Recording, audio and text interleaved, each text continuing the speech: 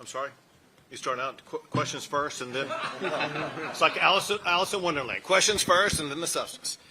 Listen, I want to start out by once again thanking both Lieutenant Governor Patrick and Speaker Burrows for their remarkable leadership, their vision, their execution, the way they've been able to get things done this session, especially as it concerns doing even more to keep Texas the best business climate in the entire country.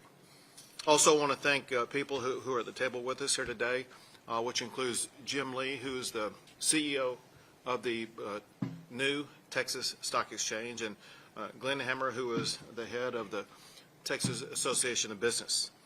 Behind me is a long list of some of the most prominent business leaders and people who are activists in this area, including people inside the state, outside the state. One person we have from outside the state with us to show you how important this moment is.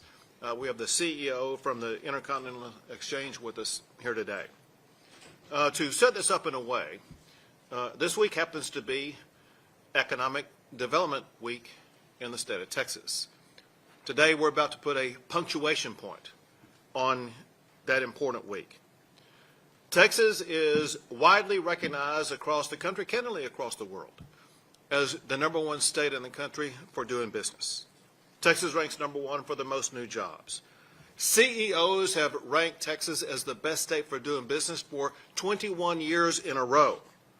Texas is ranked as having the best business climate in the United States.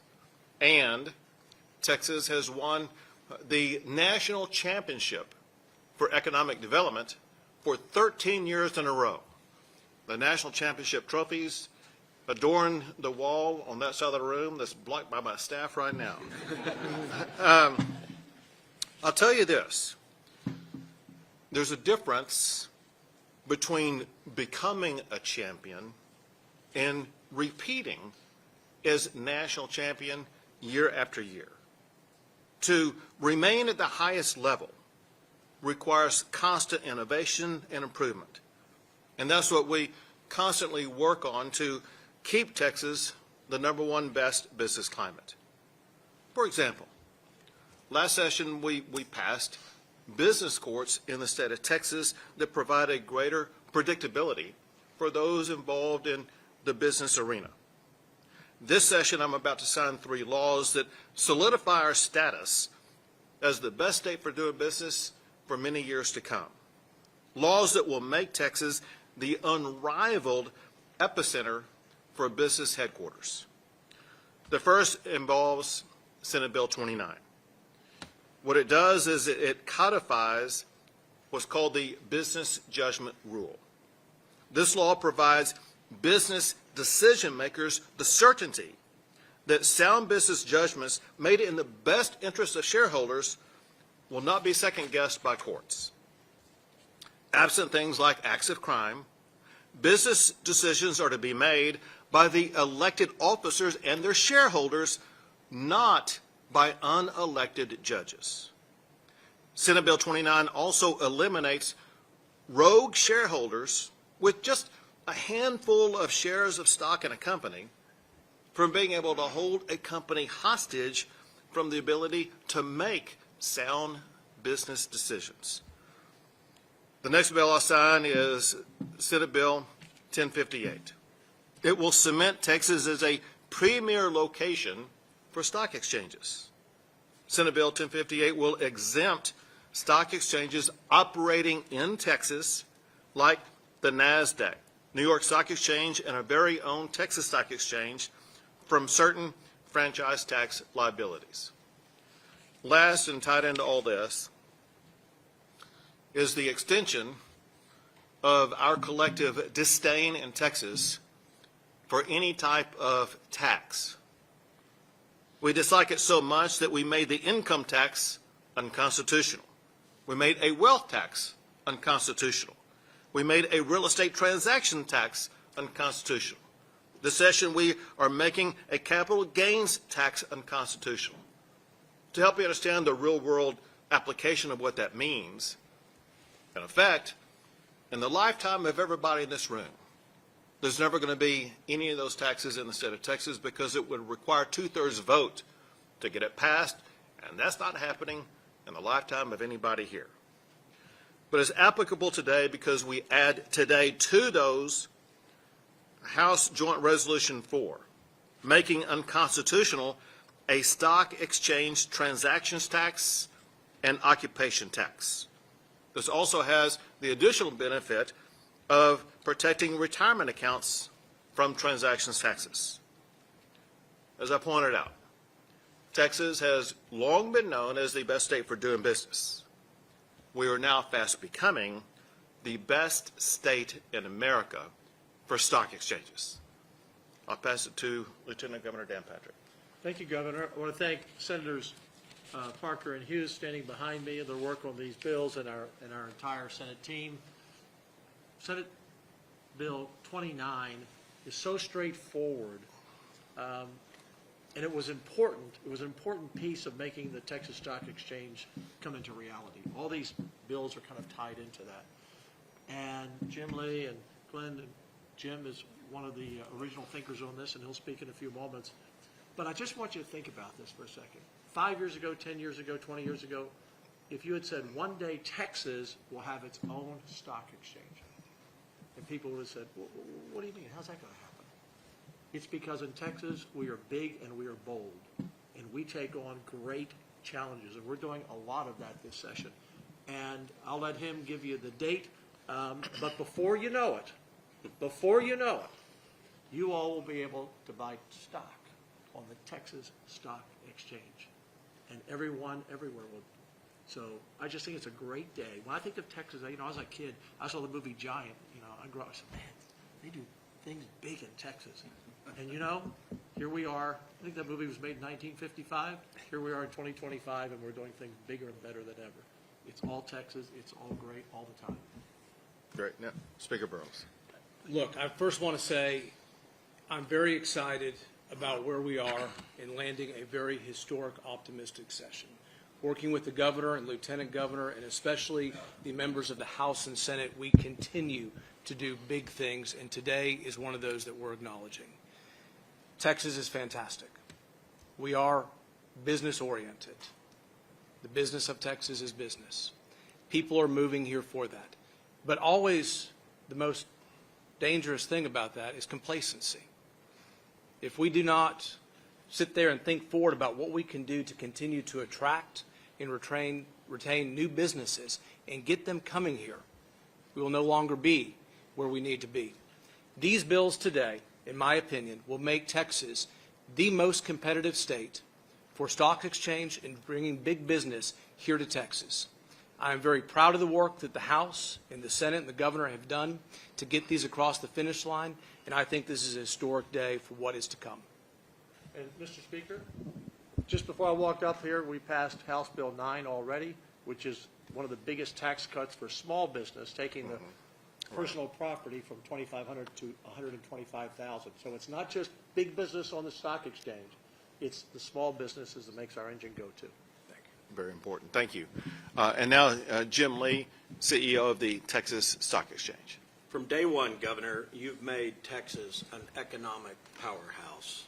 This legislation will incentivize even more businesses now to move their registrations, perhaps move their listings, and ultimately to move their headquarters to Texas. It also lays the foundation for exchange operators to make meaningful investments in the state of Texas while providing greater access to our public markets.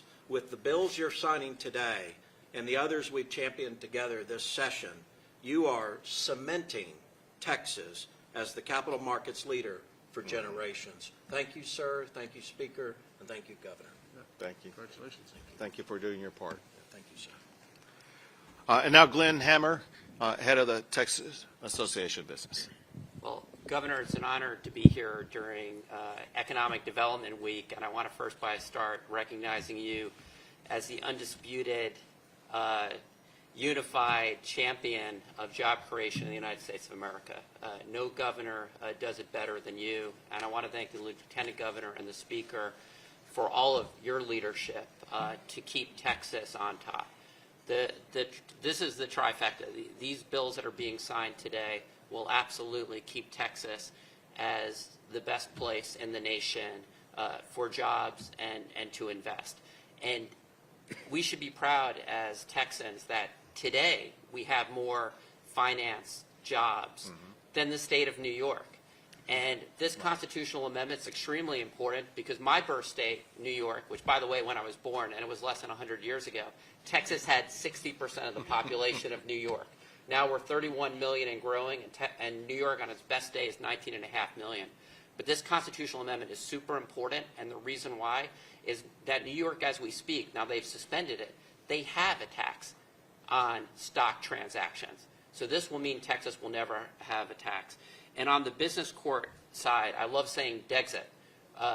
The fact that we're going to have the business judgment rule codified means that it's only a matter of time before we leave Delaware in the dust when it comes to reincorporations and incorporations. And in closing, Governor, it's an honor to be in the best place in the world, maybe I would say the galaxy, for job creation on this festive day. Thank you.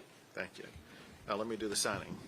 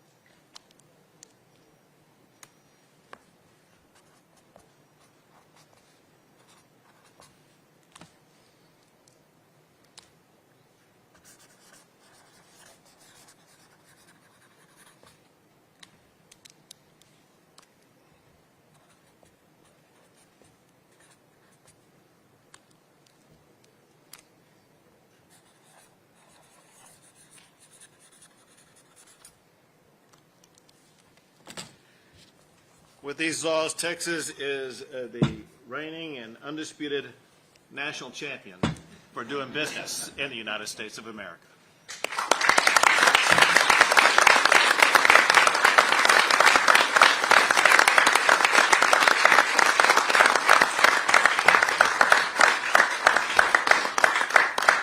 Be happy to take a few questions. Governor, I understand that, a lot of this is trying to attract businesses away from places like Delaware and all that. For the average person who really doesn't understand and thinking that, we just gave the keys away to a big corporation, why should the average person care? Because what's important to the average person is to have a job to be able to go to work, a good paying job to go to work, a variety of economic opportunity, a thriving economy. It's business leaders, CEOs, who make those decisions about what location they're going to be in to be able to start a business and grow a business. And this is important for entrepreneurs who are going to start a business themselves. But all you have to do is compare and contrast Texas with New York or California.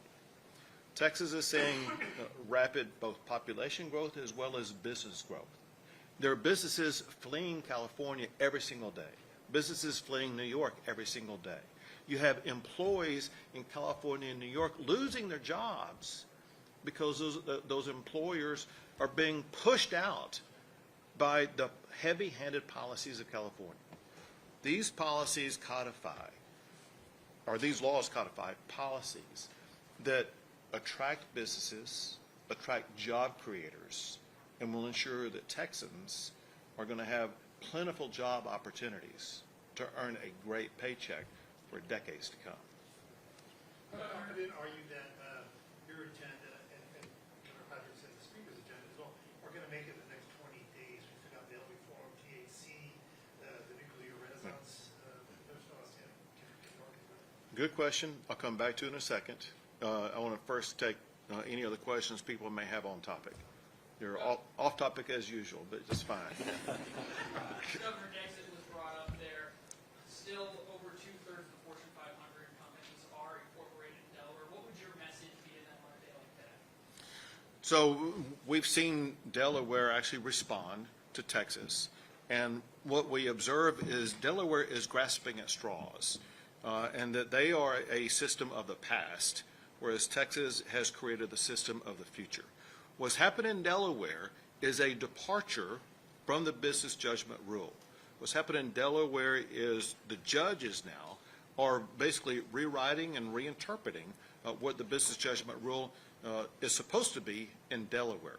What we have in Texas, both from the laws that are signed as well as the course that we've established, is the greatest sense of stability and predictability in business of any state in the United States of America. Governor, the House just passed a business support bill that would expand it a little bit. Right. To the Senate. Do you like the way that looks now? Will we sign it as is? Yes. I mean, so it can obviously can still be improved upon, but here's the reality. If I understand it correctly, it expands the jurisdiction, expands the courts, and so it continues to build upon what we were able to put into effect last session. Last question. Well, we could take a few more. Because I got to come back to him. Hold on a second. I told you I'd come back to you. I didn't say when. Didn't say it would be today or some other day, but Mr. Speaker, a lot of gavels have died under your watch. is it? Serious question. The Senate has pitched an idea in regards to school finance. Lieutenant Governor threw an idea out. Have you read it? Do you like it? And are we going to get it to that man? So I'm very excited about it. $8 billion of funding. And if you look at the key components of when it left the House, special education funding, teacher pay, looking at full-day funding for pre-K, looking at a lot of the different component parts. What I understand, most of those are in that bill. Obviously, like any school finance bill, you've got to see the runs, but we are very optimistic and very excited where we're at. Rudy, I want to give credit to Brad Buckley and Brandon Creighton. I really think we've been through the bill in great detail. I really think it's a masterpiece of school finance. It's prioritizing teachers. They're going to be paid more money than they've ever been paid before in Texas. It prioritizes kids' special needs and school safety. Those two guys working in collaboration with their staffs and with senators and other House members and leadership. This is a great bill. $8 billion. $8 billion. And it's, I'm sure we'll be back here pretty soon. I'd like to add one more thing on that. That number is really important. That will be the largest school finance bill in the history of Texas. Right, and that's to double down on the largest school finance bill, providing more funding than ever before, and this is the best thing we can do for the most important part of education, and that is providing our teachers with the pay raise they need and deserve. Now, I promised you the first off-topic question, and somehow Rudy got around that. I was teeing him up. No, basically, there are so many priorities that are still outstanding. The nuclear renaissance, DAC from the Lieutenant Governor, the mail reform for you. How confident are all of you that it can get done the next 3 years? So we had breakfast again this morning, as we often do every Wednesday. We talked about all those things, and without revealing everything that we said, the reality is, speaking for myself and the others here, we feel very good about getting all these big, important pieces of legislation across the finish line. If I can follow up on the public school financing question, as amended, the substitute in the Senate cuts down on the basic student allotment from $395, which is what the House passed, to $55. I've heard a lot of people already making noise about that, but it sounds like you are okay with such a cut. I'd love to hear that elaborated on. So what I'm going to go back to, if you look at what we talked about from the beginning of session and talked about the component parts of the bill, teacher pay, special education funding, which is so important, has been kind of the cornerstone of that. Funding for full-day pre-K, small and mid-size adjustment, CTE funding, school safety. You look at the things that we have championed all throughout session, and that's what we're looking at. Looking at just one number and not what the entire bill does, I don't think is what we need to be doing. We need to look at actually how the bill gets to the different components we need to get to. And so again, largest amount of school finance in history that's actually classroom dollars. This is real money that's going to get to public education that's in need of it. And you look at the things that it does, it's the things that we identified were very important. All right, thank y'all very much.